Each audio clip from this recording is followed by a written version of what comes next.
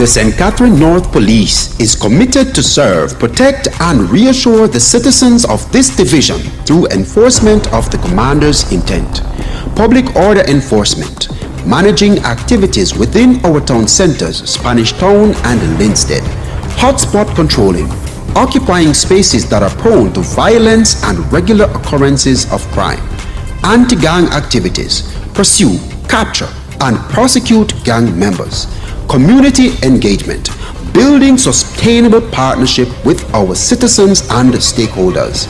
This is the St. Catherine North Police.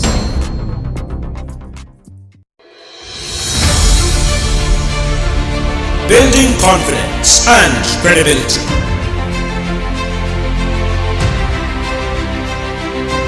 Through partnership and trust. This is the St. Catherine North Police.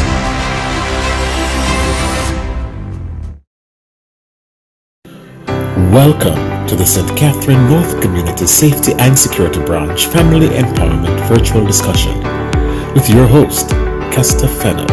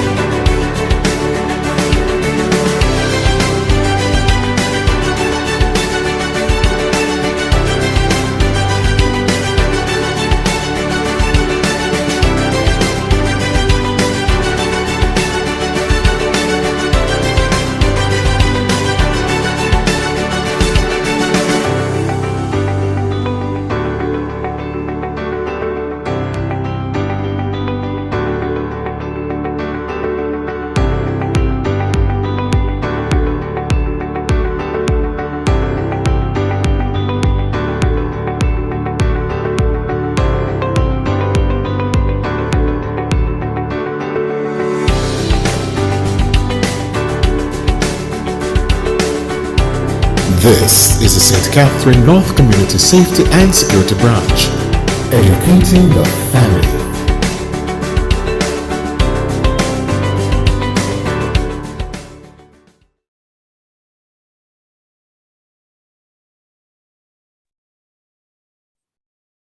Good evening, ladies and gentlemen, and thank you for joining us, the St. Catherine North Community Safety and Security Branch, for another edition of our Family Empowerment Discussion.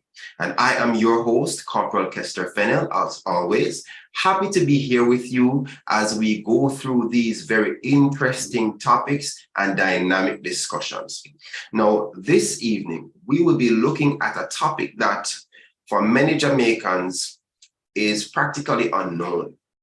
They probably don't know that it exists. They probably don't even understand the process, even if they do know about it. And so this evening, we're here to learn more about the Child Diversion Program. And with me this evening, as my panelist for this discussion, we have Miss Cadian Wilson, and she is the Child Diversion Officer for the Parish of St. Catherine. And we also have Woman Inspector Judith Ponal, and she is actually a member of the St. Catherine North Division, as also a member of the Child Diversion Committee. And so we have both of them on with us tonight, as we are going to be delving into what I believe is going to be a very interesting and educating discussion. And remember, this is where we educate the family. So to kick us off, as usual, we begin with her. And tonight we're going to have Miss Karina Rosswest. She is a district constable attached to the juvenile office here at the Spanish Town Police Station, and she will open for us in prayer. Ms. Ross-West, it's over to you. All right, thank you, Sir Fennell. Great night, everyone. Let us pray. Most righteous and heavenly Father, I want to thank you for this day. I want to thank you, mighty God, that you are God and comes at me, you'll always be God. God, we exalt you, we magnify your name, and we put you first because there is none like unto you, Jesus. God, you are the King of kings and the Lord of lords. You are the conquering Lion of the tribe of Judah. And we could search throughout eternity, mighty God, and we still could not find any like unto you. And Lord, as we come together in this fashion to learn, I pray, mighty God, that you may show up in this evening session, mighty God. Let learning take place, mighty God. Let us touch the presenters, mighty, as they present this afternoon, mighty God. Let us have your own sweet way in this today's session, mighty God. Mighty God, let this session be a success.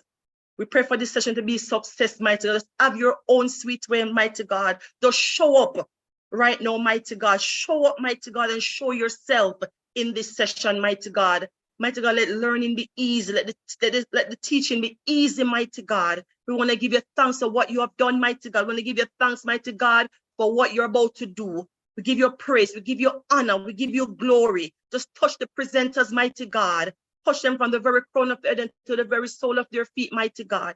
We give you thanks, God, for what you're about to do. We give you thanks, mighty God, for everything that will be done in tonight's session. These and other mercies, give you thanks. In Jesus' name. Amen. Amen and amen. Thank you so very much for that prayer, Mrs. Ross-West. And ladies and gentlemen, let me once again say a special welcome to each and every one of you on behalf of the commanding officer, SSB Howard Chambers, and the management team of the St. Catherine North Division. We want to thank you for joining us here month after month as we try to delve into these topics, topical issues that affect us in different ways, social issues that tend to, over time, if they are not treated well, can actually fester into actual crimes or can lead to crimes. And so when we look at these issues, the intention here is to educate you so that you can know the avenues that are available to get help where you need help, to have access to agencies and information that will empower you, empower your children, and empower our society.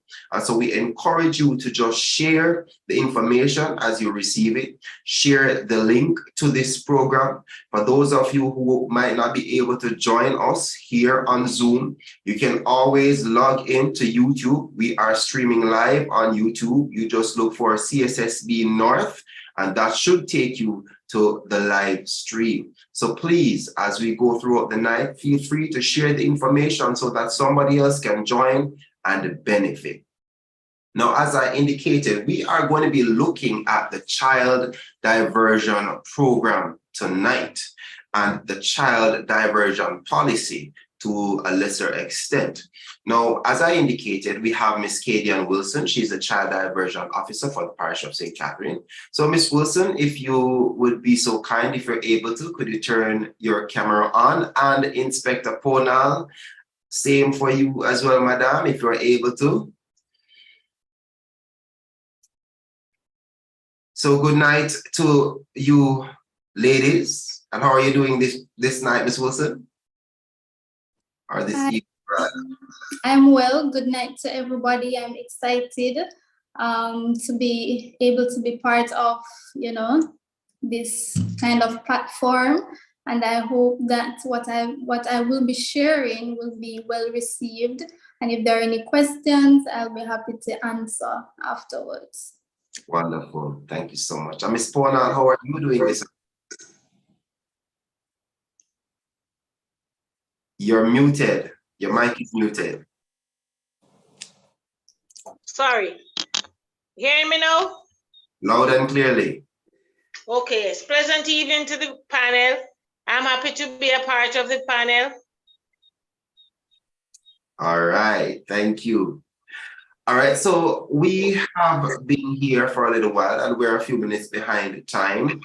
And so I want for us now to just delve into this discussion. the child diversion program. Miss Wilson, for those of us who are unfamiliar with the term, could you just go ahead and tell us what it is, what the child diversion program is, and what is it intended to do for us here in Jamaica? Okay, great. All right, so the National Child Diversion Program, I mean, the meaning is right there. So we say it's national because we have an office, we have an officer in each of the 14 parishes in Jamaica. So St. Andrew and Kingston, they have individual officers dealing with the parish, right? We say it is child diversion, meaning that we treat with children between the ages of 12 and 17. It's diversion because we are interested in rehabilitating child offenders, children who have come in conflict with the law. We are interested in empowering them, and we are interested in diverting, rerouting them from, a path of antisocial behaviors to one that is more pro-social. And it's a program because it entails several interventions, and it will look different for each child, but we try to make it as comprehensive as possible. So this program, the Child Diversion Program, is actually guided by the Child Diversion Act of 2018. And so this program is relatively new. It's very new. It's in its third year.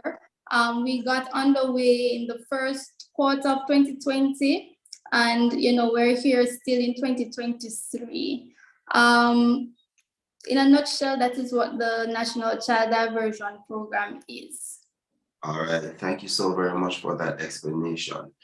And you said that it started in 2020? 2020, that is correct. All right, so which ministry does it fall under, and what is it that actually motivated this kind of? Right, so we fall under the Ministry of Justice. And this program was necessitated on the premise that we wanted to reroute children away from, the overwhelming procedure of the justice system. And so we wanted, instead of criminalizing children, we rather for them to be rehabilitated, to get into contact with persons and interventions that can, give them a sound foundation in terms of becoming positive, contributing members of society. So it's a matter of, less criminalizing of children and more rehabilitation. So it's less punitive, rehabilitation focused. Okay, so in other words, in the nutshell, what you're saying is that the aim of this program is to ensure that children who have come in conflict with the law in some way or another, right, getting for themselves at an early age criminal record that in its own right comes with various restrictions for them in the future. So this is a way for them to be rehabilitated even after committing those offenses without actually getting a criminal record. That's what you're saying. That is what I'm saying. So remember, we're dealing with adolescents, right? And there are things that can be negatively long-lasting for their future. And as a country, as a nation, we wouldn't want to necessarily blight their futures. And so in avoiding that, we also want to make sure that we're offering positive interventions to, get them to be better citizens. Understood. Thank you so very much for that clarity.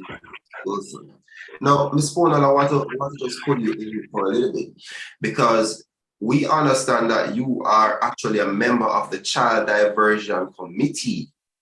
So could you tell us a little bit about the committee and your role on the committee? Okay. I'm a part of the committee. Its inception, that's in 2020, 2 weeks training at the AC Marriott Hotel. And from then, we are there. We are there with justices of peace, pastors, guidance counselors, social worker, you name it, from different aspects of society. My role is a secretary.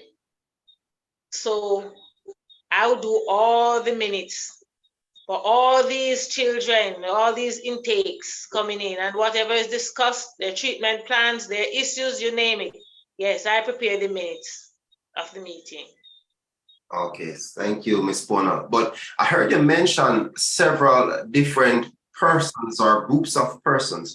Are you saying that the committee is made up of persons from different sectors or from different areas? Yes, we have bishops, pastors, yes, counselors, social workers, I say psychologists. Yes, yes. Okay, so that sounds to me as though the committee is actually made up of what we'd call resource persons, persons who would have an important role to play in the whole rehabilitation process. Yes. Okay. Yes. All right. Well, that is good to know, because, you know, if you're going to program like this, that it is important for you to have all the necessary resources that you would need as being a part of the implementation of the program to get things going in the right direction from the start. So this is very, very good to hear. But Miss Wilson, tell us, how does the child diversion program in Jamaica differ from the traditional juvenile justice system? Well, as I stated before, our focus is rehabilitation, right? And so we can't stress that enough. It's about rehabilitation as opposed to being punitive, right? And so that is I believe, one of the biggest differences between what our program offers and what something else would offer. All right, so in other words, one is more focused on the punishment, whilst the other is more focused on the changing aspect of the individual. Right, and I just want to highlight that even though we discuss rehabilitation versus punishment, part of the program is about accountability and acceptance of responsibility. So I also want to emphasize that that is something that is brought into the program, is acceptance of responsibility and accountability, and that goes hand in hand with rehabilitation, because the children, the child offenders, as well as their parents, it is very important for them to know that, okay, even though we're taking this path of avoidance of being part of, you know, the typical legal proceedings, you also have to take responsibility for the actions that led to you being here. And that is a strong premise on which the program is built. Okay, wonderful. So in other words then, for those who are listening, it's not that this program is intended to remove the responsibility of the action from the child, but it's more to help them to accept responsibility for their actions and then make the necessary change that would make them become what we call it now, productive members of society. Right. Wonderful. All right. So tell me, is there a list of offenses or a schedule of offenses that would fall under, or that would be considered under the child diversion program? And are there offenses that would not be considered? Sure. All right. So, as I stated before, we're guided by the Child Act of 2018. Child Diversion Act of 2018. And so there's a first schedule on page 40, I believe it is, that has, a list of offenses. And these include sexual intercourse with persons under 16, for example. Incest, we have quite a bit of that in our pool. We also have assault. We have everything.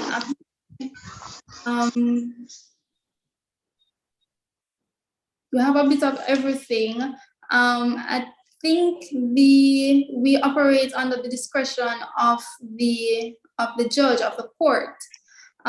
So despite having a list of offenses, the judge can, at his or her discretion, refer cases to us. The only offense that I'm not aware of us actually dealing with is murder. Okay. So in other words, you're saying that any offense that a child commits could be considered under this child diversion program, take and accept for murder. Right. I stand corrected, but I've never, to date, I haven't heard of that. But I've only been here for 4 months, but I haven't heard of murder. But everything else. Everything. Yeah, larceny, for example, we had quite a few of that since, since September, for example. All right. So, I'm looking in the chat as we go along. So just for persons to know, if you do want to ask a question or make a point, you can feel free to use the raise hand feature, as well as you can type it in the chat, and we will certainly get to your comment or your question. And as I'm looking right now, I'm seeing one from the Shane Reed that is saying, I like the program, but how about a program that minimizes child offense? Is there any such program in existence that has the capability of minimizing child offense? Minimize, what does that mean? Right. So I don't know if Mr. Deshane, if you want to click, want to expound on, clarify a little bit. All right. Good day, everyone. Good evening. So I've been listening to the program that was designed, the diversion, and it sounds very good. But how about a program that instead of being reactive, be more proactive? Try to meet these persons who have pushed, who look or can. What I'm trying to say is that reach out to the youths them before they become an offender. Right. I've been looking at the recent one with the young man that kicked the youth in his head because his shoes, and I feel really bad about the situation, but the comments coming from the people and the wider society about this young man, most of them want him to go to jail, and they want a lot of things to happen to the young man. But when I saw the picture of the young man, and I'm saying to my spouse, is this a person in school? This don't look a child in school. He look like somebody that don't have nobody looking at him. He look wild. That no one care for him. His mother came out and mentioned that she try her best. But if we have persons going into school, seeking out these persons, try to build a relationship with these persons, try to get them back on track. Because remember, most of these youth don't have a father. There's no father figure around to guide them, right? It is not, the mom alone cannot really put these youth back in line, right? if you check the stats, for a single parent home with mom, the child is 80% likely to go to jail, right?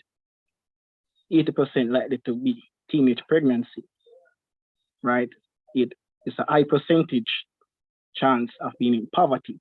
So you realize when you check in the inner city, most of these youth don't have that father figure around them to steer them in the right direction. But you understand what I mean? Yes, yes, fully understand you, Mr. Reed. And I want to go ahead and agree and reiterate some of the points that you made. And I do recognize that somebody has their hand up. I will let you speak in just a minute. But you know, you touched on an issue that is in fact the reality here in Jamaica. And it's a sad reality because the first place of learning, if we understand, is the home. And so the reality is that you're saying that you're looking at this child and he appears as though he's not somebody that has anyone looking out for him, or to put it another way, he is not under any proper guidance, so to speak. And the reality is that for many of our young people today, that is the case.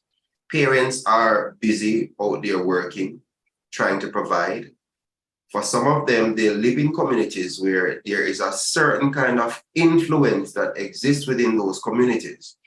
And these young people are all exposed to those things. So when the parents are outside, and especially in a single parent home, whilst the parent is out trying to make a living to sustain the family, that child is left in many cases unsupervised. So therefore, there is no proper guidance, or there's nothing to prevent the child from getting caught up with the wrong crowd. And so I think that we need to start looking more at the family structure and how it is that we can help to restructure the family so that it works more efficiently and provides the kind of guidance that our youth need. But indeed, we would love to see more programs that actually reach out. I notice it more because there are many. You understand? The question is, to what extent is the reach? That is the question that needs to be answered. But you know, you did raise a valid point. I don't know if Ms. Ponal or if Ms. Wilson wants to add anything to it before we move to the hand that is raised. Sure. Right. So there are several issues that actually come up with what Shane said. But from a realistic perspective, we have to realize that we have to be the village that raised the children. And in a lot of cases, we have kind of, had a hands-off approach. When we talk about community responsibility, right?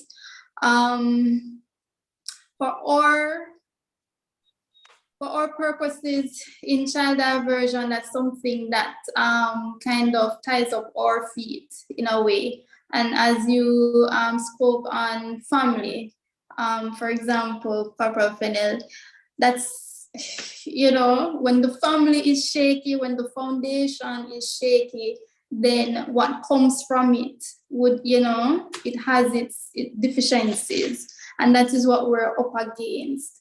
From our end, though, we try to incorporate family as much as possible in our interventions.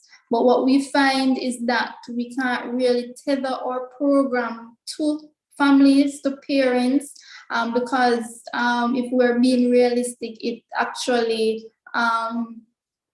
sometimes has a negative impact on completion of the program. Because as you say, a lot of family, they kind of wash their hands when the children have been caught up, in some kind of conflict with the law, and they don't participate as much as we would love for them in the program, right?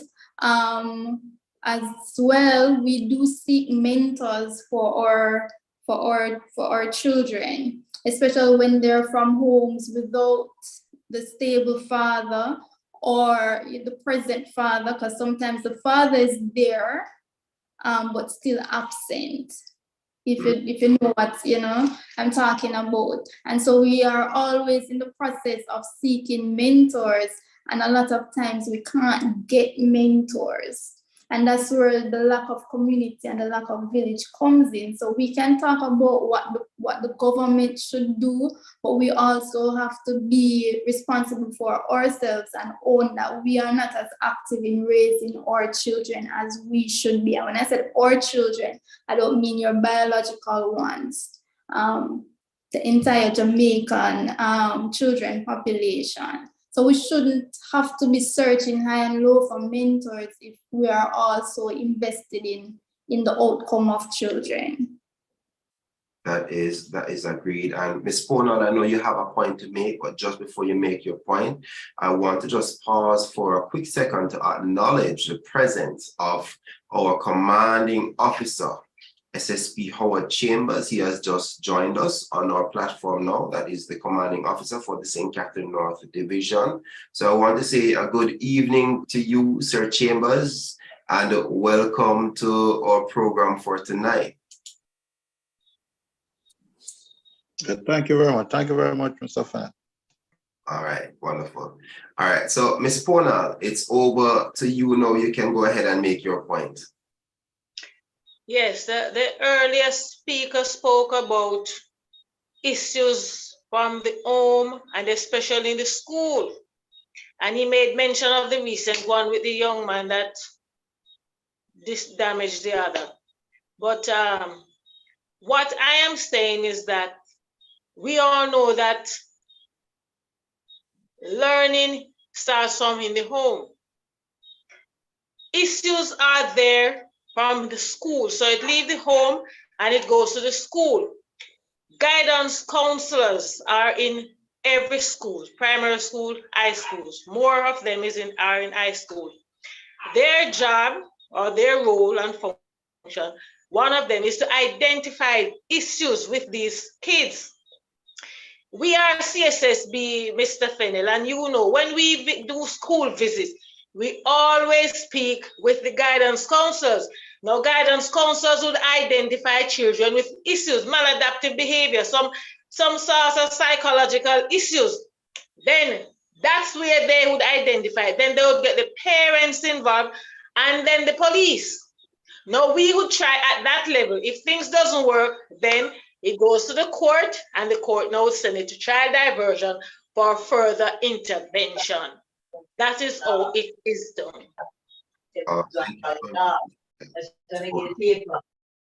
All right, so somebody has their mic open. Please, ladies and gentlemen, I'm going to ask that we try as best as possible to keep your mics closed, unless it is that you are speaking for everyone to hear. All right, we know how the devices work sometimes. It will slip us, but please, every now and again, just check to ensure that your mic is muted. All right, so there's a gentleman who has had his hand raised for a while. I'm not seeing a name, I'm seeing a number. But if you can open the mic, go ahead and make your point. But I'm also going to ask you if you could please just change that number to a name. Thank you. Go ahead. Yes, good afternoon. Good afternoon. Yes, I'm Robert Lors from Helcom High School, the PR and the PTA executive. Sorry to be late because we had a football match up there where I am one of the assistant coach. Just want to say that I want to ask a question. I remember some time ago, the government had put in something in Parliament to try and assist broken homes, like, family who are living bad and so on. They put in a thing that is called preventative detention. For example, if the mother and father, they are living a very aggressive life in front of the children, right? And they don't want things to get out of hand, so the children adopt all of these bad principles and take it to school and things. The police would come in and take the both of them to the station and get counseling and so on, so that everything can be on a level playing field. I would like to know if that thing is still in place. All right. I do get the point that you're trying to make, but I think there is a bit of misinformation in what you're presenting, because the preventative detention actually falls under the Domestic Violence Act, where if there is domestic abuse in the home, then the police can remove the offender, but there are certain conditions that come with that, because the person that is taken into custody can only be held for 24 hours unless they are formally charged for an offense.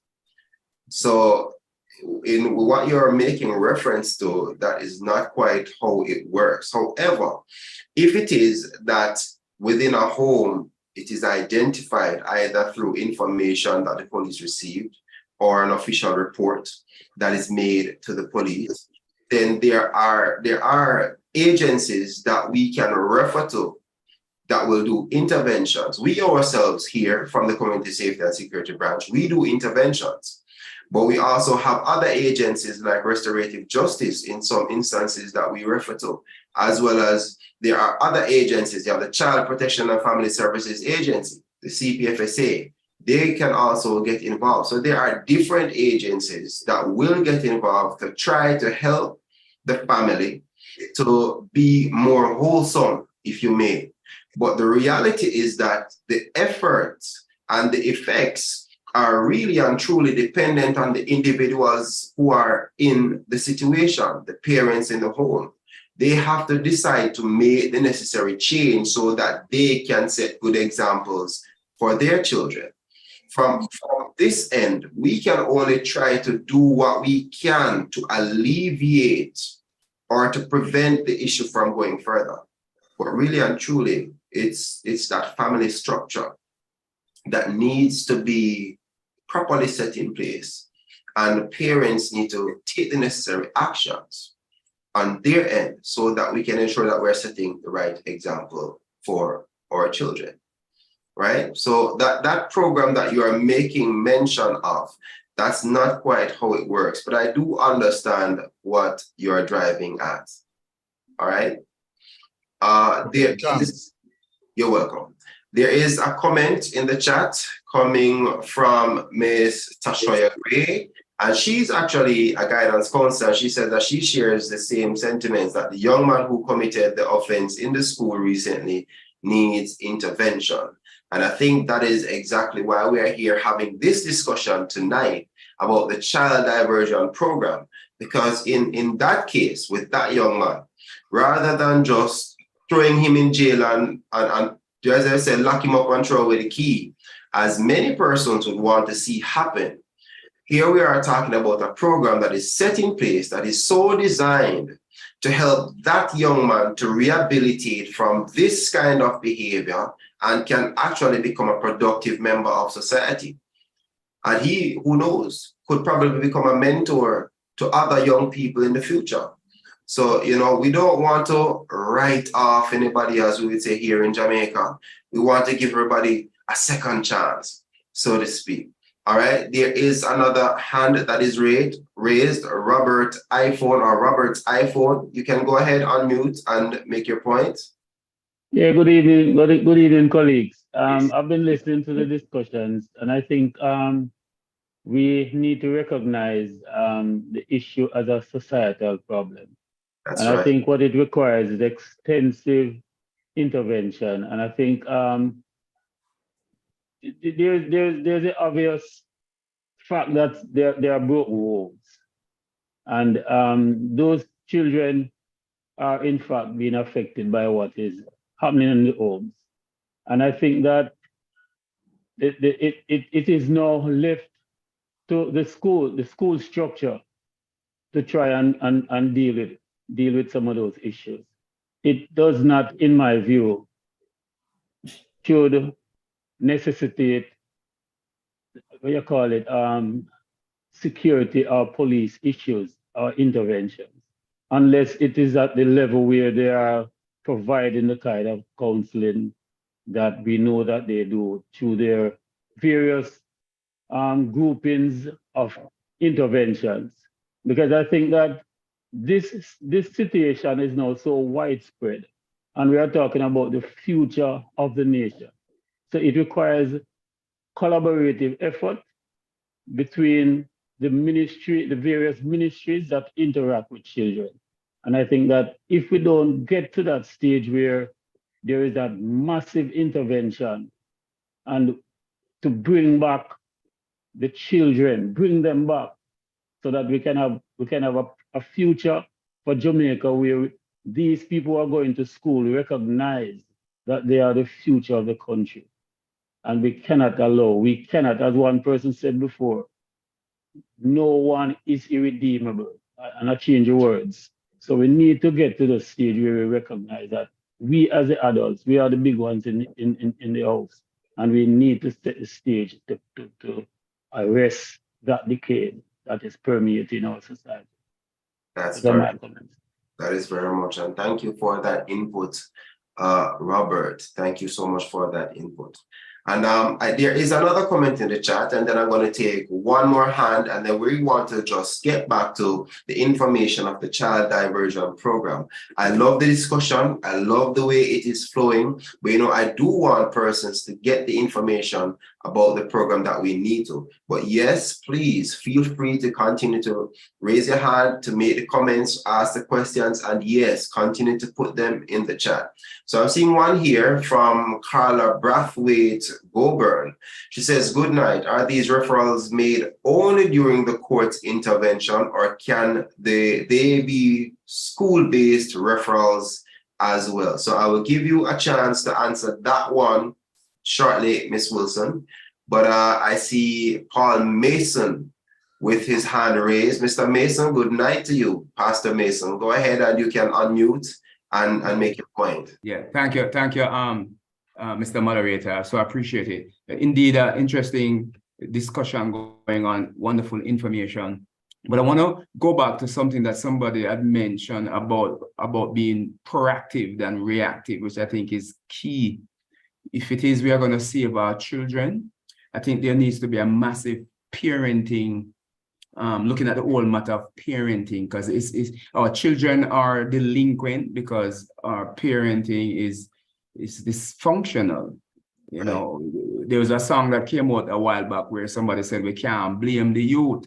So children live what they learn. There's a serious problem with parenting, and if we could focus on that, the Parenting Support Commission maybe need to do something major to change the way parenting is being done. I'm a Bible man, and the scripture tells us that children are like arrows. Arrow can be a weapon of mass destruction, but it can also be used for delightful things. But it has to be pointed in the right direction and pulled with the right tension and pointed at the right target. And it's the parents who have to do that. But a lot of parents don't know how to parent. And I think that's where the buck stops. Thank you, sir. Thank you so very much for that contribution, so Mason, and you are so absolutely correct. And I think there's another theme coming out here tonight in this discussion is the role and the importance of parenting and proper parenting to the overall development of our society.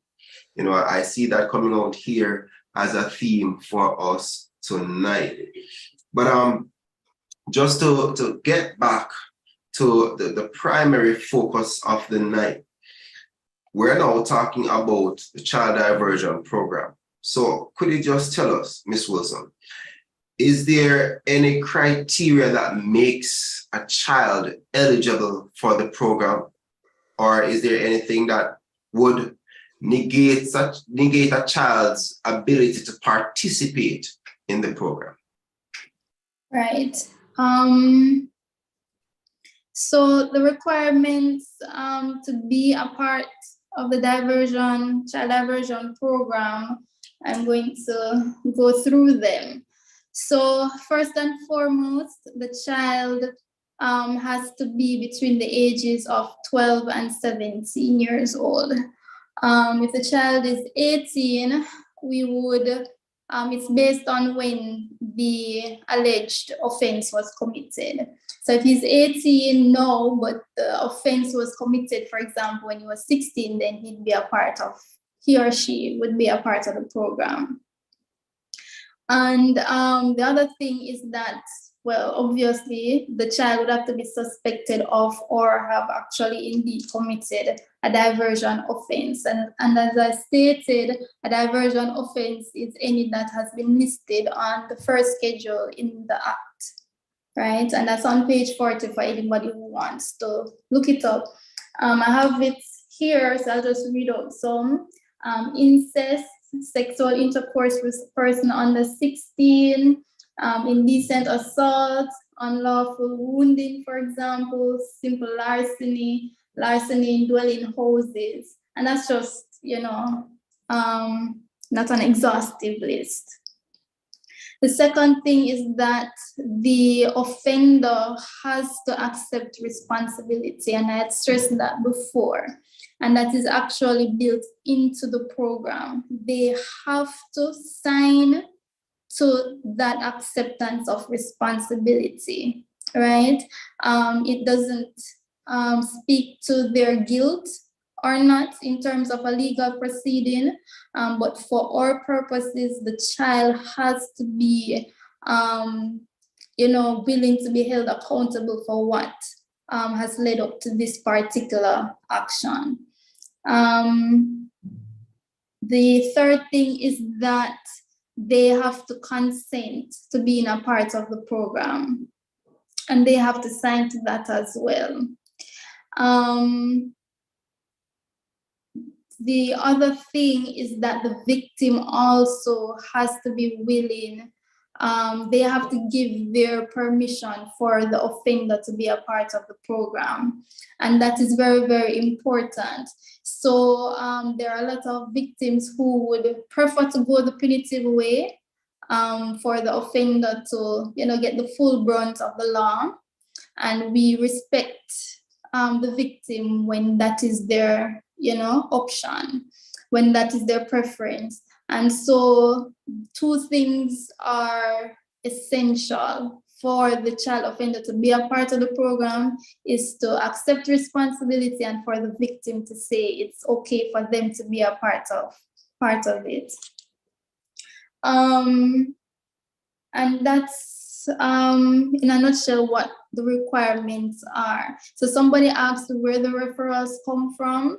Or referrals are they're from the court and they're from the police, and only those 2 sources. So the first step would be that the referral after a diversion offense has been committed. Step 2, of course, would be that the child accept responsibility. Step 3 would be the victim giving consent as well for the offender to go ahead and be a part of it. And then step 4 is critical because at that point we do the intake interview, we do the risk assessment, and that is where we get a lot more information behind the act that has been committed. And sometimes that is where, the sordid details kind of come out. That's where we see where the home is not a safe place. That's where we get information in terms of, molestation and abuse, sexual, verbal, neglect. And that is what guides the treatment plan that comes after. So step 5 would be the treatment plan, and that has to be crafted by a child diversion officer, right? And then we present it to the child diversion committee, which Ms. Ponal, right, is a part of.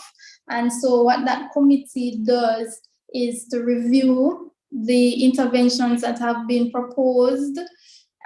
They provide, their expertise in terms of the way forward. So it's a multidisciplinary team approach, because we want the best crafted intervention plan for each individual. And so it's not a one size fits all. We craft it to the individual and to the circumstances and the reality of that child offender, right? And because we want it to work, we are always willing to have the committee come in and review and give their expertise. And as Ms. Bonal said, it's made up of persons from diverse background, right? And that is critical. And then there's implementation. Implementation requires monitoring, right? At the successful completion of the program, and that means the child has completed all the requirements of the contract that is signed, then we present it to the police, to the court, to say this child has completed it and the charges will be dismissed. In the event that the child does not successfully complete the program, and that can be because of willingly withdrawing from the program or reoffending, then reoffense mean that the person has voided the contract that they would have signed with us. And so we would have to return the matter to the police, to the court, for the regular legal proceedings to go ahead with that individual. I must say that our data is that for the 3 years, March 2020 to March 2023, we've had over 1,000 referrals, 1,020 referrals island-wide. Of that number, only 12% have been returned, which is a not so bad return rate. We try our very best not to return, but then sometimes we're up against circumstances that we just can't penetrate, right? And so that's our reality. Thank you so much for that information there, Mr. Cecil White. I do see your hand. I will come to you. Right. I will come to you shortly, Mr. White, but I just want to touch on something that you mentioned, Ms. Wilson. You said earlier that it is during that intake interview that you are able to get additional information. And then you started to list some things: the molestation, the abuse, verbal, physical, sexual abuse, etc. Are you saying then that from your experience and from what have been garnered through the use of the program, you're saying that some of these very offenders have in fact been victims themselves? Right. So that's what we see in a lot of cases, not all, but a lot of cases they would have been victims themselves. And so the unfortunate thing with trauma is that it is a cycle, right? And so it just perpetuates continually. We are hoping that our program is something that can stop that, right? So we can't delete the trauma that each person has had, but our hope is that we would have given the child primarily the tools to continue. And we also want to arm the parents as well with some tools for them to move on with, because we have to face reality. The child diversion program in each of these 1,000 children lives is just a short-term thing, right? We weren't there before, and we won't be there for an extended period of time. And so just that small space of time that we have with the parent and the child, we want to make sure we've armed them with even one or two tools that they can use moving forward with whatever challenges that they would have had. And that's the best that we can hope for, because we can't undo years of trauma in 6 months, which is the average length of program.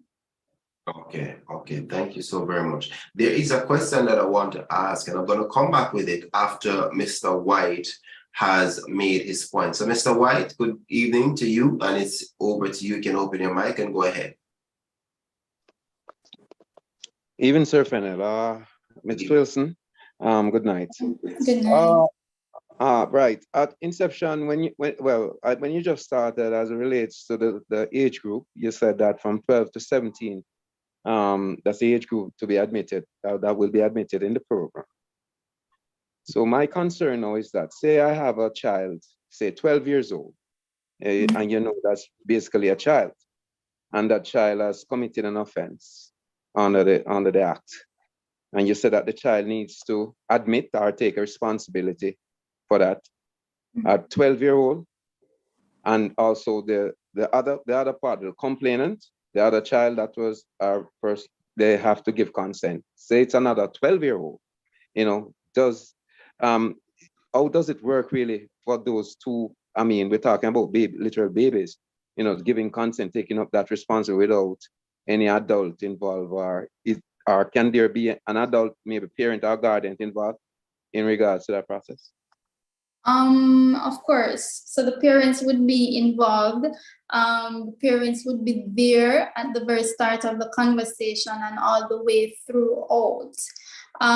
So the parent, we would discuss it with the parent, and the parent relates it to the child if it is not, immediately understood by the child. So it's not, a process that has to be wrapped up in a day, because we encourage full understanding before the pen touches the paper. As for the victim giving consent, if they're below the age of 14, then the parent would do that after relaying to the child. So it has to be full understanding from all parties involved, the parent or parents and the child, offender as well as the victim. Okay, I got that. But I just need to ask though, as it relates to the offender, let's just say that person, we're still talking about 12 years old here, and there's no parent, there's no guardian, because we do have children like that out there. How does that work? There needs to be a guardian. There needs to be somebody that is there to speak on behalf of the child. So if it's not a guardian, then there should be an attorney. If I want to add to that as well, Ms. Wilson, is that the police comes into contact with a child who is, from their observation or from their investigation, they cannot readily identify any guardian or parent for that child, then usually that child would have to go into state care. When that child goes into state care, in many cases, the child may be placed in a foster care system or a foster home. And in such a situation, would the foster parent be able to stand in the gap on behalf of that child for whatever offense is committed? Yes. Okay. All right. So I don't know if that answers your question, Sir White. Yes. Yeah, man. Enough clarity. Thanks, Sir Fennel. All right. All right. So the question that I want to ask Ms. Wilson is still on the topic of the parents' involvement in the program. But I did hear you mention earlier that as a part of the program, you try to give parents some tools to help. So my question is, are parents a part of the program? And if so, how and to what extent? Right. So the parents are a part of the program. They have to be right? Even in very small ways. So for us, in terms of intervention, what we have available for parent participation is family counseling sessions, right? So we have individual counseling sessions for the child only, and we have the family counseling sessions where even if it's just one family member that shows up, we will treat with the dynamics that are showing up in that family unit. Other interventions that include parenting, what we're exploring at this point is some collaboration with the National Parenting Support Commission. I hope I got that name correct. Right, we're also exploring educational, what would you call it, sessions, parenting sessions with our own mental health providers. And outside of that, in individual counseling, at least one of those sessions has to include a family member. Outside of like a formal intervention though, we just in our regular communication with parents, we emphasize what their roles are, because we find that a lot of times when the court especially the court refers a child to the program, parents now think, okay, it's government child. They will literally say it's government pick me now.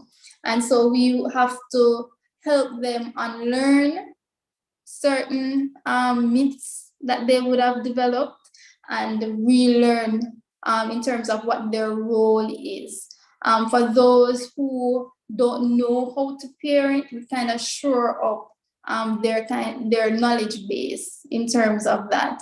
But even in small ways, we try to incorporate the parent because we know that it is, it's not, they have to be a part of it. They just have to be a part of any intervention because the child does not exist by themselves. Yeah. And I am happy that that is the case, because one of the issues I've found with any behavior modification program that doesn't include the parents as a part of that program is that whilst we're expecting change from the child in the program, there is nothing that is changing in their actual environment to encourage the change that you're expecting.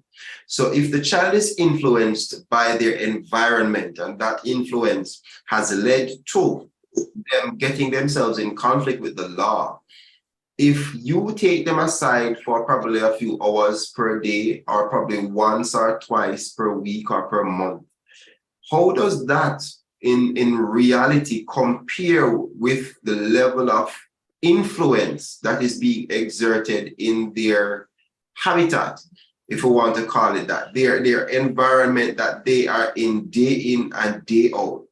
How does this kind of program, or any program in fact, negate against the effects of their environment without actually trying to create some change in the environment itself? So I am happy to know that, it is in fact the case where the parents are brought into the program itself so that they themselves can learn and grow and they can make the necessary change to actually help their child to change. So that is good. I see Mr. Robert Luars has his hand raised. Mr. Luars, you can go ahead and unmute your mic. Yes, I just want to say to Ms. Wilson that, I endorsed everything what she said, and at the last point, she make it clear, that a child doesn't come here, by themselves alone. I just want to point out something. You see, I remember one time I was at a forum where I was speaking to the parents across the length and breadth of Jamaica. through a program that was set up some time ago. And I implore all men in Jamaica, what they must do, they must go and work and a school PTA committee are also on a school board and be mentors for those children that leave from some broken community like some garrisons and so, where there's no parents. What the fathers should do, and I implore that with them, take up their responsibility. Don't only be a sperm donor. When the child come, you leave everything on the mother alone. And when stress and everything take that mother, she take it out on the child and the child grow aggressive. I also point out something to them. I have one son, and from my son born, every school he goes to, from basic school come straight up, I serve on the school board.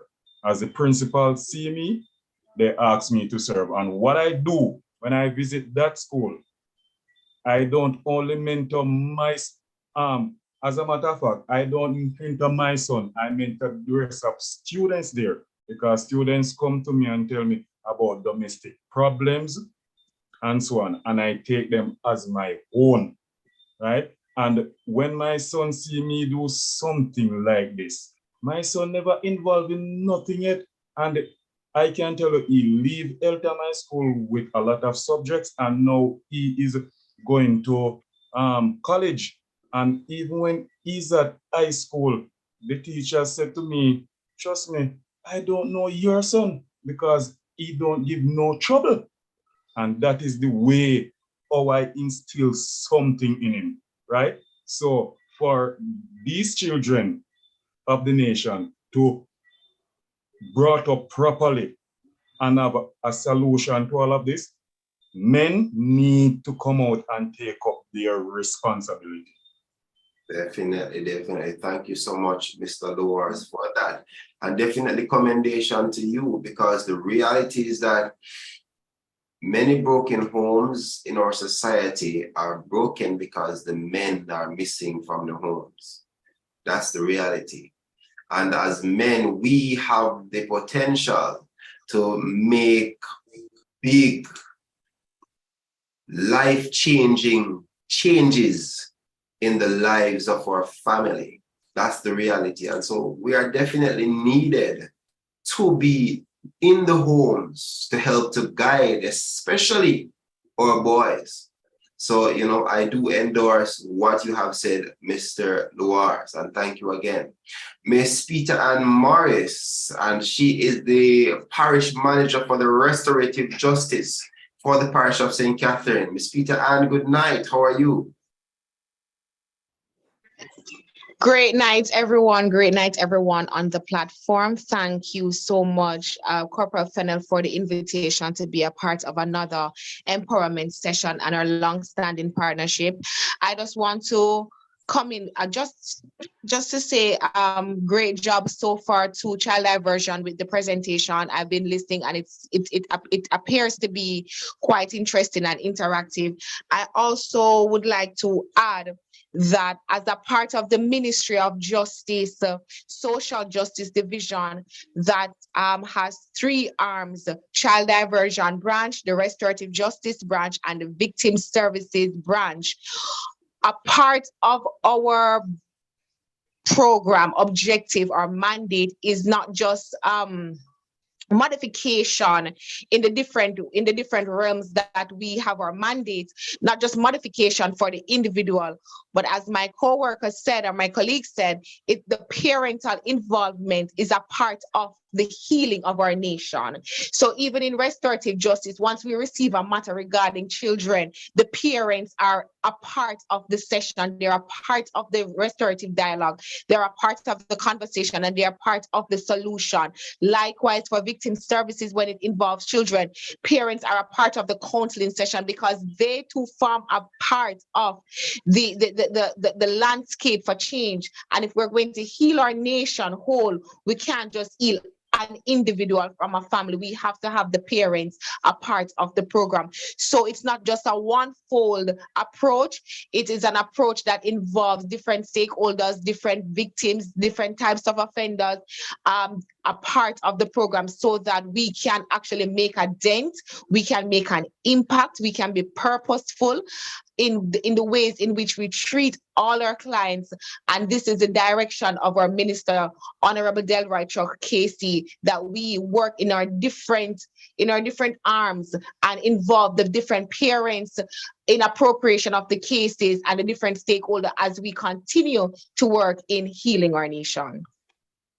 Thank you so much for that, Peter Ann. And, once again, reiterating the theme that is coming out here tonight, the importance of the role that parents play in the lives of our children. And a matter of fact, I want to say that parents are the fabric that weave together the kind of society that we have. So if you are making anything, you want to ensure that you have the best material to build it or to make it. So if parents are the fabric that weave the society together, the kind of society that we have is an indication of the kind of parents or parenting that is taking place within our society. And so I think that is something important for us to ponder. Let me go to the chat quickly. I see Miss Minto, SS Minto, and she says, too many of us are pointing fingers. We need to make an impact whenever and wherever with whomever. And that is so very true. That is so very true. And Camille MCK says, the fathers are silent in their sons and daughters' life in growing up these days. And once again, pointing out the realities of our society. Now, I know that we had lost Miss Ponal for a while. I do see that she is back on. Miss Ponal, are you there? Yes.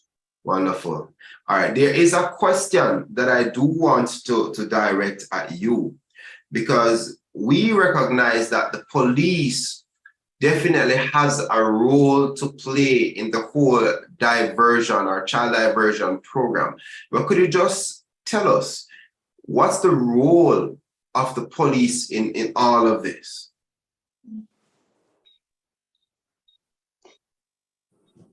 Okay. Well, I know the police is a must on the committee to help identify issues, explain some of the offenses, as Ms. Wilson said earlier, and to point out any other thing, make some clarity, clear up ambiguity and all of that.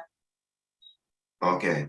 And in terms of the referrals, because we know that based on what Ms. Wilson has said, referrals can come from the court or from the police. So how would the police officer make a referral for a child to be a part of the program? When the case comes before the police to do their investigation, take the person in custody, of course, prepare a file, and then they would make that, fill out the requisite forms.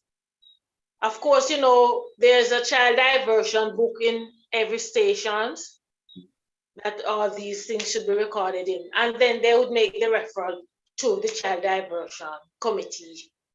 Okay, so it's not a case where, as a police officer, a child comes before me for an offense and I just take up my phone and call somebody and say, here's a child that I want to be on the program. There is an actual process that the police would have to follow, as you are indicating. Yes, but if you call, you can get clarity and they will take you through the process. Okay, all right. So thank you so very much. And as the program progresses with the child that is referred by the police, is there like periodic reports received by the officer? Or is there anything that is expected of the officer throughout the duration of the program? It depends on the committee and conclusion of the treatment plan. If the child is successful, then the committee may just contact the police and said the child was successfully completed the program.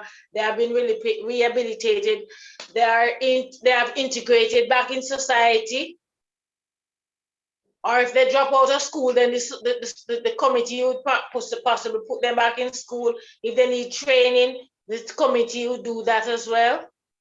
Okay.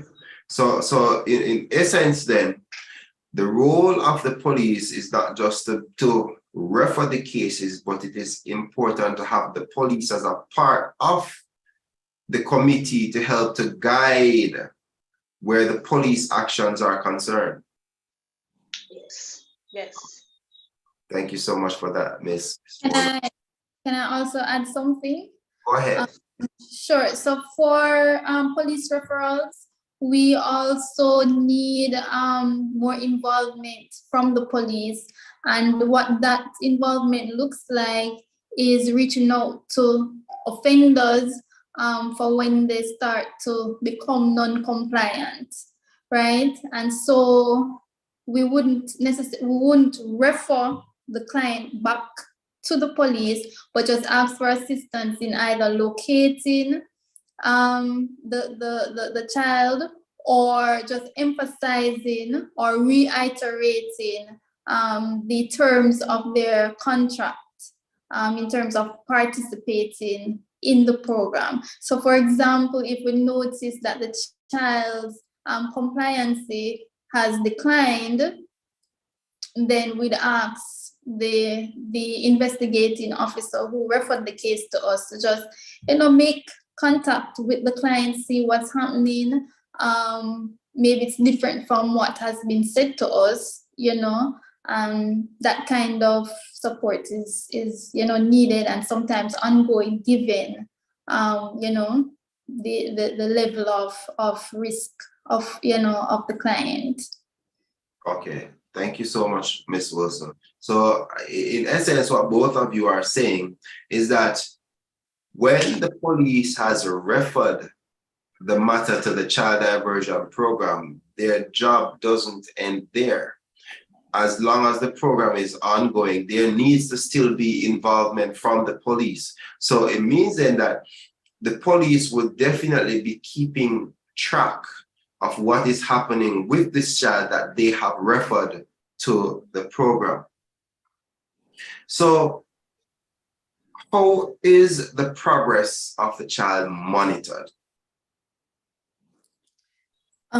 So the progress is monitored extensively and continuously. So depending on the risk level that we have assigned them, you'd know that a more frequent interaction with the child parent, maybe a guidance counselor, maybe somebody in the community, just to get a fulsome picture of what is happening with the client. For low risk, we probably check in once a month to see how everything is going.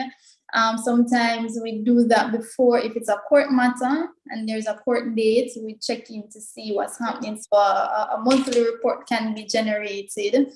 For persons who are of a higher risk though, we check in, weekly, sometimes several times a week, just to get, how things are going at home, how things are going at school, and based on the information that is received from, our several sources, then we can determine if the initial contract that was signed has to be modified to include something else. So for example, we did an intake interview and we didn't uncover that the child was smoking. Right, and let's say in our,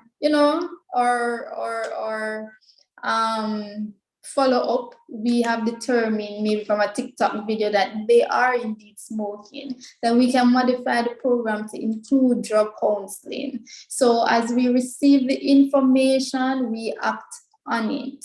So we don't just leave the cases at a standstill until the next court date. We are continuously checking for parents who have fully bought into the program. We can depend on information from them. So it's a continuous process. All right. That is noted. But, you know, throughout this discussion, we have heard you make mention of, as you just did now, drug counseling. We've also heard you make mention of family counseling. But could you just tell us in terms of the program itself and for a child? I know you've indicated that each intervention program is tailored specifically to the child that is currently before you. But in general, what are the different intervention strategies that are used by the child diversion program to help to rehabilitate these children? Right. So overwhelmingly, we feature psychotherapy, counseling, right? So most of our programs, most of our interventions for each individual actually includes, you know, one-on-one counseling, and then the family counseling sometimes as needed if there is, you know, antagonistic issues within the family. Outside of that, we have MOUs with the National Council on Drug Abuse, and so we refer children to that. We also have MOUs with the Women's Center, right? And so they offer sexual and reproductive health education. We also have a mentorship program for persons who have been recognized as medium to high risk. We also do training. So we are at a higher level, we're in talks with the MOU with Heart Foundation, Heart NSTA, to get training for our children who are out of school, you know, 17 and above. We also recommend community services for some children, restitution for others.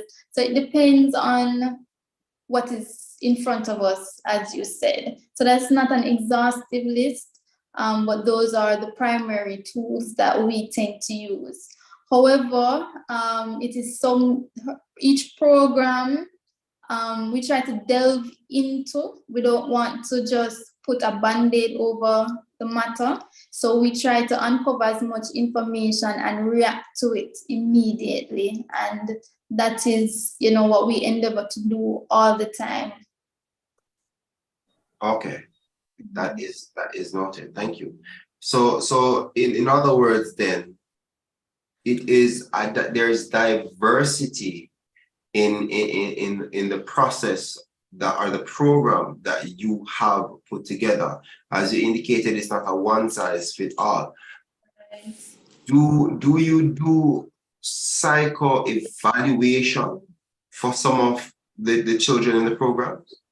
Yes, we do. We do psycho-educational assessments for children who, you know, those are the two components that aren't as solid as we would hope. We also make referrals to child guidance clinics, you know, for more psychiatric centered interventions. Oh, okay.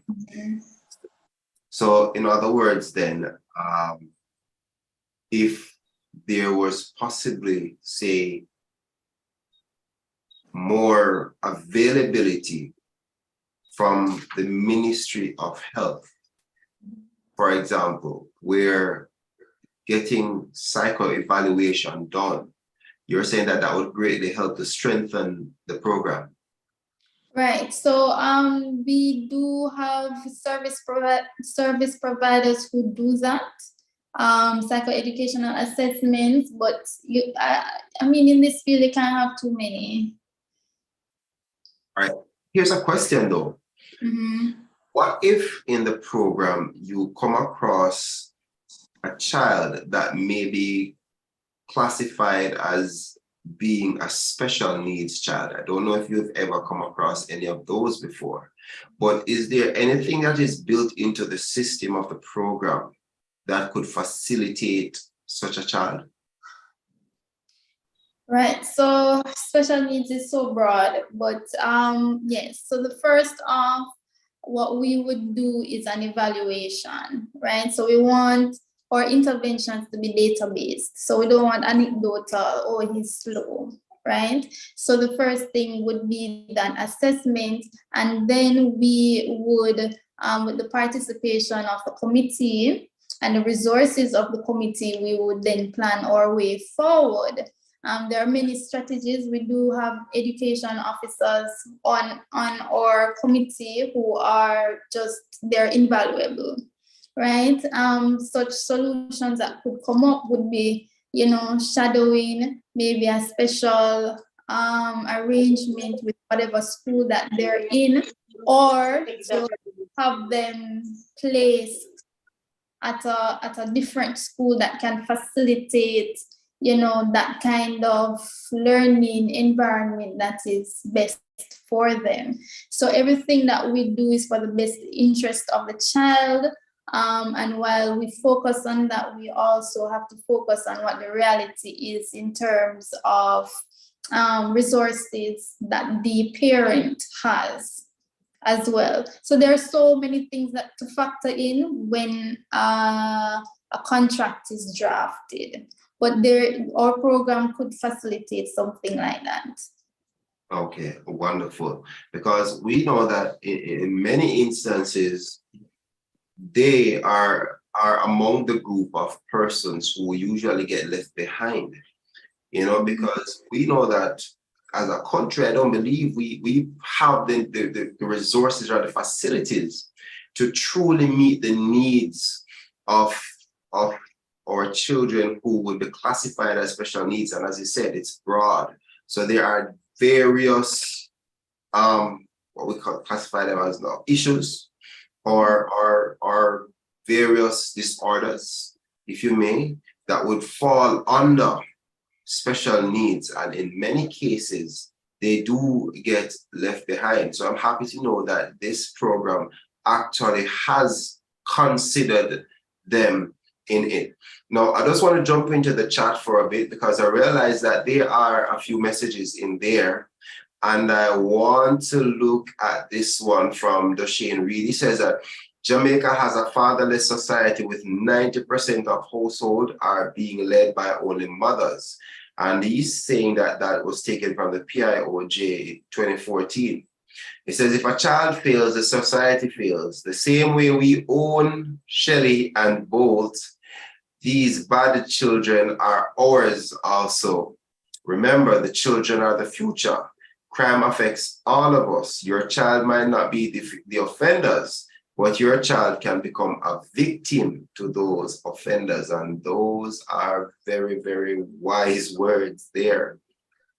Because the truth is that in many cases, we don't tend to see the issue as an issue until it reaches our door. That's the sad reality, and it was mentioned before that we tend to, in many instances, take a standoffish approach. Your problem is not my problem.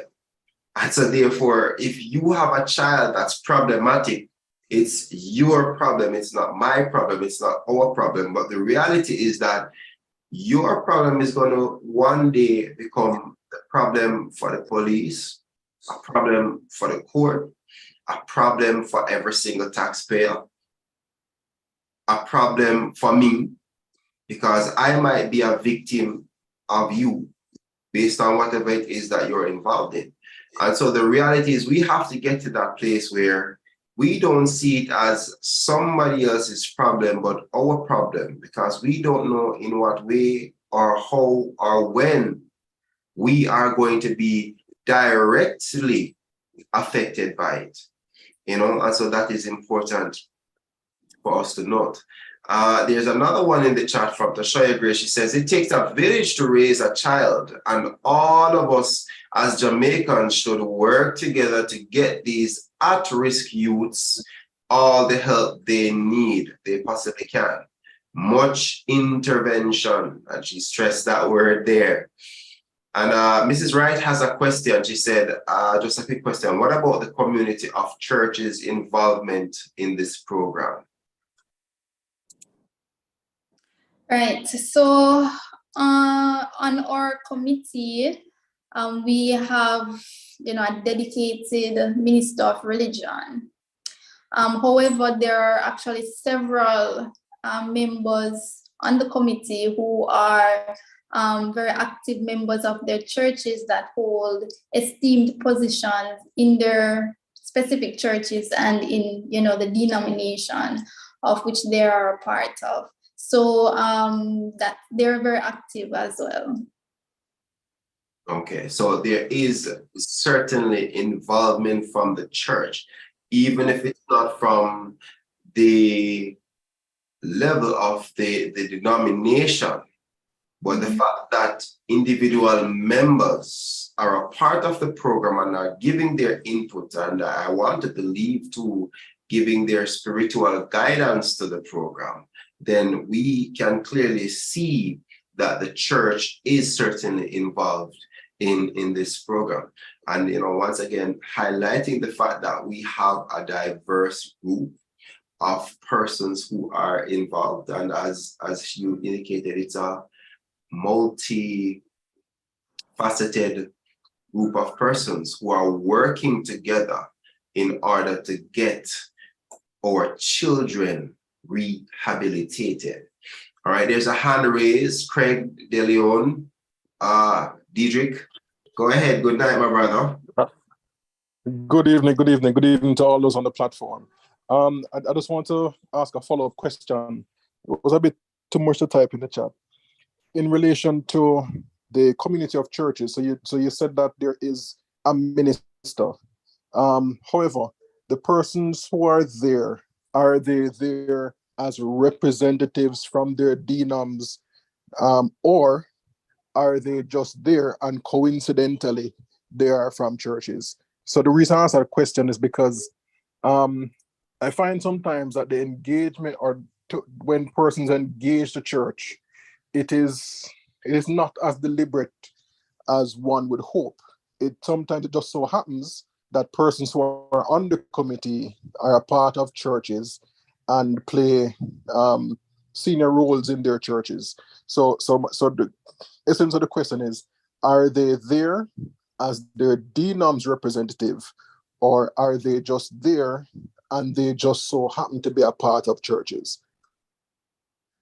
All right, so remember that this program is child focused and not faith focused, right? And so we welcome everybody from every denomination.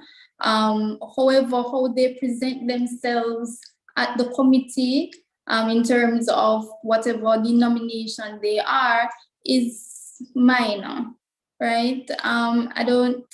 And I hope I've said that delicately enough. So they may just happen to be, church members, but their contribution in terms of spiritual guidance is appreciated and is offered. We actually had a CDC meeting today, and we had that discussion about spiritual warfare to your point, but it is not an overwhelming part of the program. I don't know if that answers your question. Craig? It does for the most part. Okay. All right, and thank you very much for asking that question as well. I want to point you to the chat though, Miss Wilson. There is a Dwayne Barrett. I don't know if you're seeing the message in the chat. Dwayne Barrett, he's offering his contact information and he's indicating that he would like to be a part of the program. And I'm assuming as a mentor, right, Mr. Barrett, if you would like, you could go ahead and unmute the mic and go ahead, speak.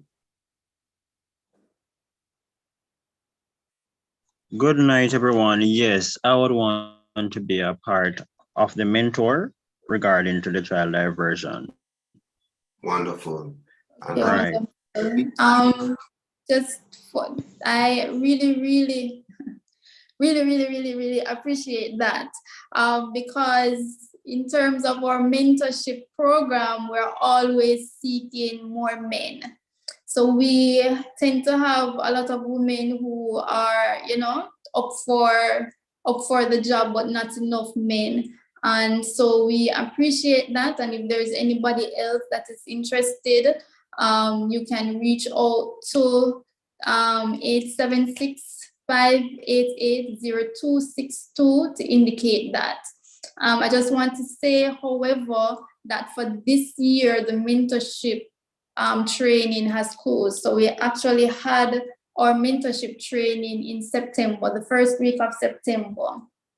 And the next one will be next year, right? So we are required to train at a minimum 6 persons per parish for mentorship, right? But you can go ahead and submit the applications, and we will do the background checks, all, the administrative part of it, and wait for our next training next year. All right, that is wonderful. And I'm also seeing another person, Craig, who is saying that he's also interested in the process. So I'm going to ask you to do, Ms. Wilson, is just go ahead and type your contact details in there so that they can get in touch with you. And for those who are interested in being mentors, and we're hoping that from tonight we can get some men to actually volunteer to be mentors for these young men, especially. Both males and females need mentors from men or mentorship from men, but we are seeking it for our boys because, believe me, we are truly losing our boys in society. And so 2 persons are indicating thus far, Ms. Wilson, that they are willing to be mentors. And so, I am hoping that the necessary information is being captured, and that they will also get the necessary information so that they can get in touch. There is another message in the chat. It's from Jerome Martin. He said that this is a very important meeting and he's grateful to be on the platform, and he's from the St. Andrew Central Division. How can I get Ms. Wilson or someone from her office to do a presentation of this kind in my division? Well, Mr. Martin, when she posts the information in the chat, you can then get in touch with her. And we also thank you for your positive comments for our empowerment discussion. Thank you so much. All right, wonderful. So the information has now been posted in the chat.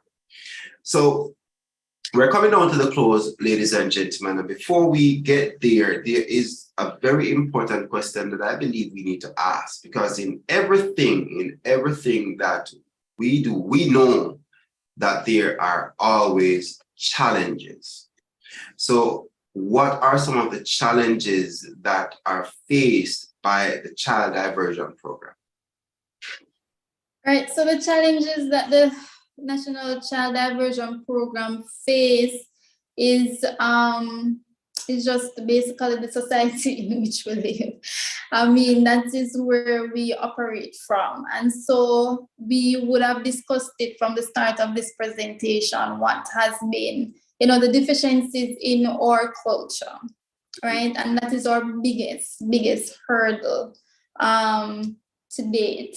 So we've talked about the family, we've talked about the need for mentors, right? And that is the thing that raises my anxiety, because we have quite a bit of children who are medium to high risk who we would love to pair with a mentor, and in some cases we are unable to. And so we appreciate the persons who have just voiced their interest in coming onto the program. So we are also affected just by any other ministry in Jamaica in terms of resources, right? However, we do not let that cripple us, right? We do the best with what we have at all times, right? And so we understand that we cannot undo, years of poor parenting or trauma in just a small span of time that we have, but we make every effort as I said before, to provide tools that can move the family forward, the child forward, right? And so we, looking at challenges is important, but we don't want to dwell on, on that. We just move forward with what we have available to us. Okay, all right, wonderful.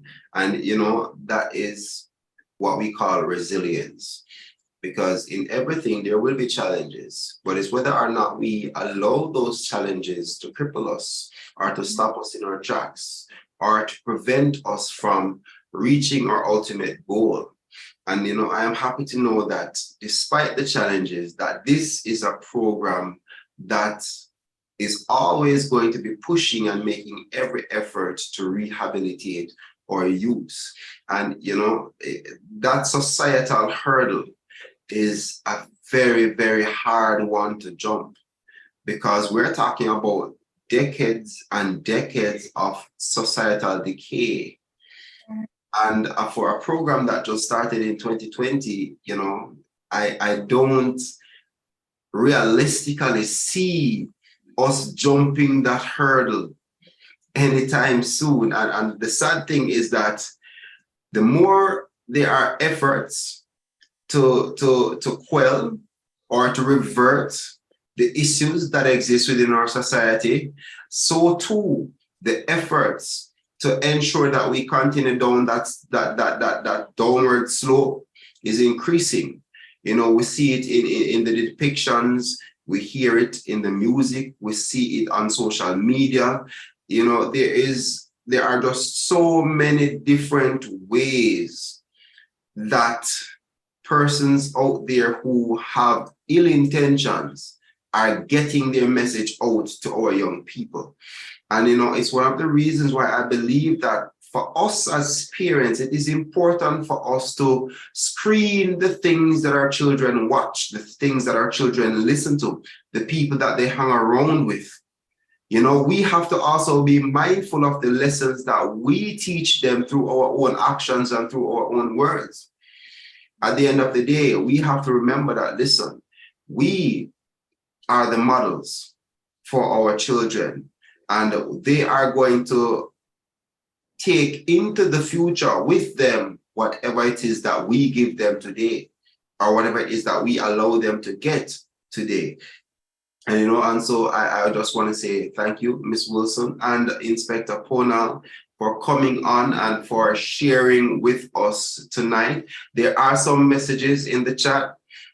Ms. Wilson, I do see there is Latisha Reed Armstrong. She's a Justice of the Peace that I'm seeing, and she's also sharing her information to be a mentor for the program. Mark Bethune says that he will be praying for the program, and we thank you for that, Mr. Bethune.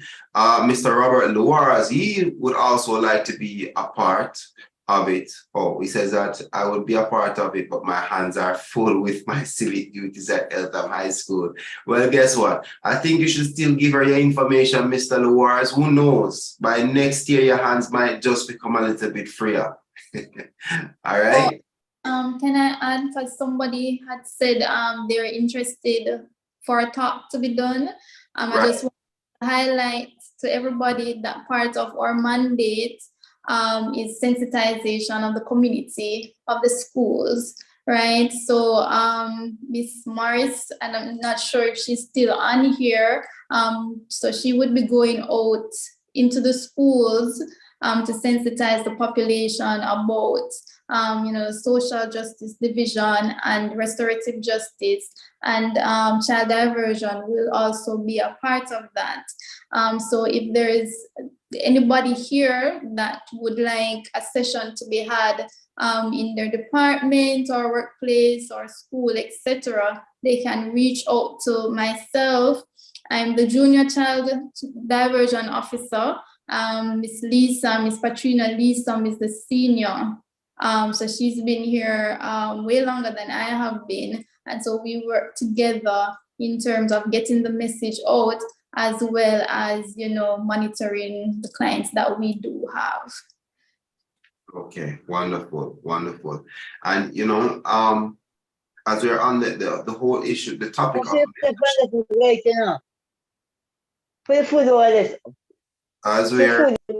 as we're on the topic of mentorship, I want to say that we here at the St. Catherine North Division, we have a vibrant mentorship program that is now running, our cadet core. And, you know, from time to time, we do mention it here, but I want to tonight state to the persons here that, listen, it's going and it's going well. As a matter of fact, Ms. Wilson will confirm that we recently had discussions about using our cadet program as a mentorship tool for children in the child diversion program. You know, and we have already had referrals from the court.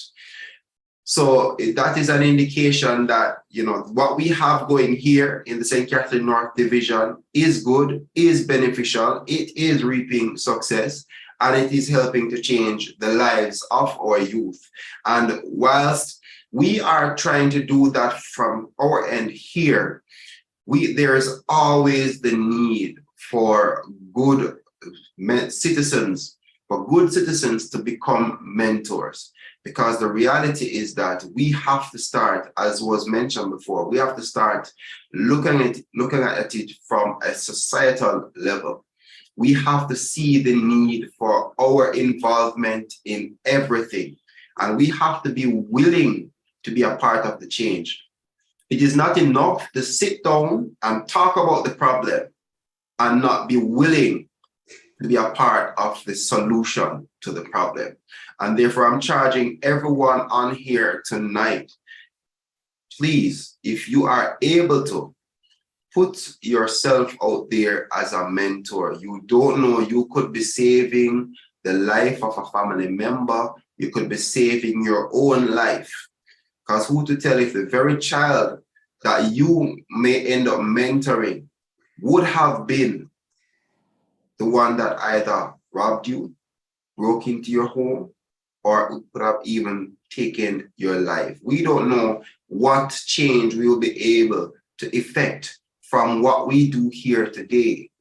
I said, therefore, I'm encouraging persons to please get involved, be a part of the program if you can, become a mentor to somebody if you can. And I'm seeing also Miss Wilson, I'm seeing where Patricia Gilroy, she also is interested in being a mentor, and she's actually a social worker.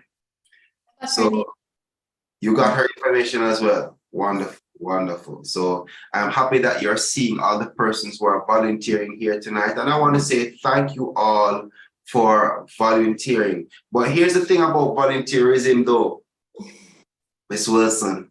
It's one of the issues that we discussed prior to tonight, is that a lot of times people volunteer, but then when it comes time for them to actually act or to be active, they cannot be found. And I'm imploring for those of you here tonight who have put yourself out there, do not let it be word of mouth. Do not let it be a spur of the moment or in the heat of the moment kind of thing. Commit to it, please. Commit to it. All right? Mentors are needed for this program to be successful. And I believe that for every one of us, we can have an impact on the youth of our society. Maybe not in our own community, but in other communities. And I do believe that it is absolutely important for us to do this. All right. So ladies and gentlemen, I want to say thank you. I do wish that we could continue this discussion for longer. And who knows, we may have to bring Miss Wilson on again for another program. And let me also make it clear that we are also in dialogue with the National Parenting Support Commission to have them on our program. So we just need to fine tune some details and to agree on a date for them to come on and be a part of our program, because remember, the aim here is to educate the family. So we want persons to be educated on the things that exist in our society that are intended for our benefit. And there are many struggling parents out there who really and truly don't know where to turn to for advice or help, or the tools that they need to be effective parents in their home so that they can raise their children right. And so the National Parenting Support Commission is an agency that is so mandated and is available for every parent, or to the aid of every parent. And so we want you to be on, and we want you to be empowered. We want you to be educated so that you can also empower and educate others. And so I just want to say a special thanks to my guest, Miss Kadian Wilson, the Child Diversion Officer for the Parish of St. Catherine, and to Inspector Judith Pona. She is the Zone 3 Commander for the St. Catherine North Division, and she is also the Secretary for the Child Diversion Committee. So we thank you both for being on. And I want to say a big special thanks to every single person that logged on tonight. Thank you for your continued support for the family empowerment discussion. Let me quickly point out that Zenia Maya Scott, she is indicating that she also wants to be. And thank you very much, Zenia, for being a partner here with us. And I just want to say to each and every one of you, look out for the information to be dispensed to you for the next program. When you get it, please do not be selfish. Feel free to share it with as many persons as you would like. I would love if one of these programs, when we hear that we just cannot take any more participants on the program. And I do believe that by God, we will get there. But in the meantime, we want to thank you for having supported us over and over, and continue to share and continue to help to educate the family. So do have yourselves a wonderful night. Thank you.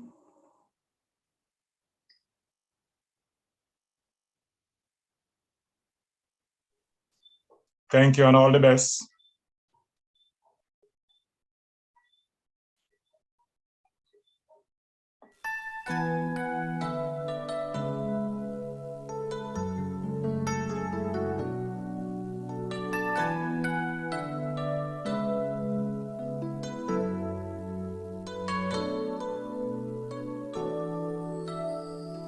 I believe the children are our future. Teach them well and let them lead the way. Hello there. Could I get the moderator's name? He has not left. Give them a sense Come from Mr. Fennell, and we're hearing me come from Mr. Fennell. Let the children's I'll type it in the chat. I'll type it in the chat for you, okay? used to be. Everybody searching for a hero. People need someone to look up to. I never found anyone who fulfilled my needs. A lonely place to be, and so I learned to depend on me. I decided long ago never to walk in anyone's shadows. If I fail, if I succeed, at least I live as I believe. No matter what they take from me, they can't take away my dignity, because the greatest love of all is happening to me.